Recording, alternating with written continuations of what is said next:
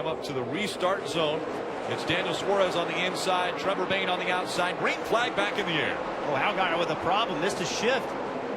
He drops back. Been gone. Great restart right on the back bumper of Ty Dillon. Dillon's going to move up to second. Trevor Bayne loses a spot as they go up through the S's. Yeah, that's 7 to Justin Allgaier. You mentioned how he didn't get accelerating, but he did a great job carrying momentum into turn 1.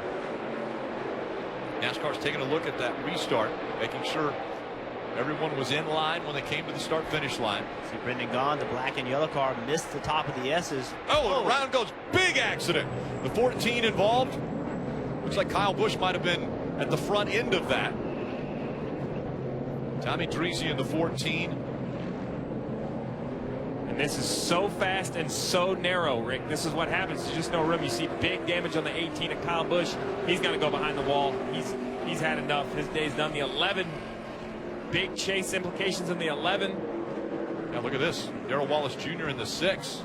Huge damage to the front end. And he has no choice but to stop if he doesn't have any oil pressure. I can't tell if it's leaking fluid, but you got to be very careful. You probably can't see. The way the hood's been up, probably can't see over the hood. He's going to try to find his way back to pit road. And a lot of times we'll see drivers continue to drive as we look at the 90 of Todd Bodine. Also big contact here. This is a road course, and we think about road courses not being very fast, but this racetrack is exceptionally fast.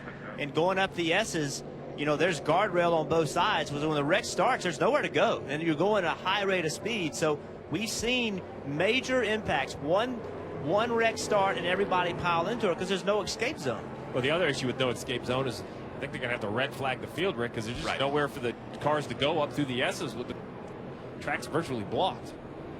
You see, I mean, there's nowhere for the cars to go. Look at just the damage and debris all over the racetrack. Clements trying to get through there in the 51. That's Jeremy Clements.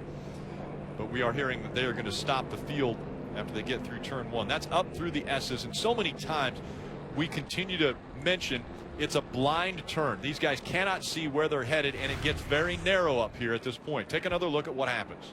Wow, you see the big contact from the 90. Yeah, you have to believe there was contact from behind or something happened in the angle at which he was heading to the wall.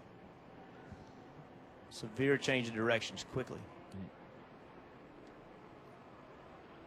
Drivers trying to get through after all of that took place, but the 90 got into the wall, bounced back out onto the racetrack. Oh, and the 18 had it completely stopped until the 11 comes spinning back across the racetrack and made big contact with the left rear of the 18. Red flag is out. We look once again. So much damage to so many cars. Again, so tight in that area. It's right along with the 11. Look at to your left. Look at to your left. Clear. Back it right here. Back it out. Back it out. Back it out. Back it out. Back it out.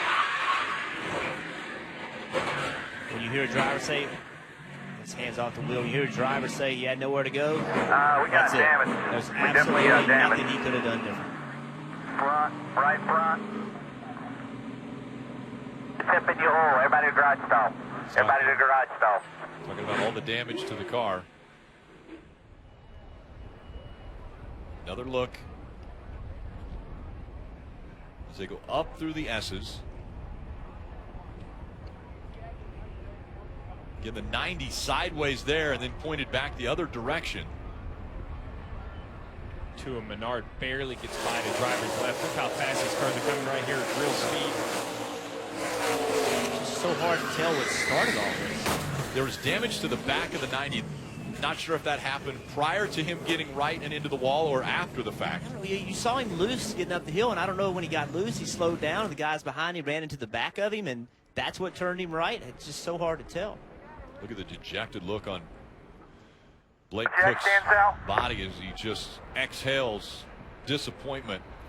And remember, he's 12th in our playoff standings, so you know that's a team that just can't afford to have these races. He has 24 points ahead of Clemens, who is in 13th, but that has major implications regarding who's going to make this chase. At the medical center, Todd, a very vicious hit for you. Only one start this year here. You do this every year now. What do you see out there? Well, I didn't see anything because it was behind me. They said the 39 running the back of me at the top of the S's. I thought I had it saved, and I don't know if I just overcorrected or what, but it turned it right out in the outside wall, and it was a pretty hard hit. Man, I hate it. It was a full-blown road race car for Bobby Dotter, and it was a great race car, and I was just trying to get out of the way here. I knew the faster cars were coming, and that restart was crazy, 3 wide all the way into the bottom of the S. And, you know, you got to, you know, I know these young kids are trying hard to race and get up front and make a name, and Ryan's done a great job. I told him, we rode around together before the race in the truck, and I told him what a great job he's been doing. But you got to think, you got to, you know, restarts and being all them cars going every which way, all over the place, just going up the hill. Sometimes you got to give. You know, you can't always take. You got to give a lot in this sport. And I think that was probably one time he needed to give and didn't. So we got a wrecked race car, and I hate it. You know, this is kind of a hometown deal here.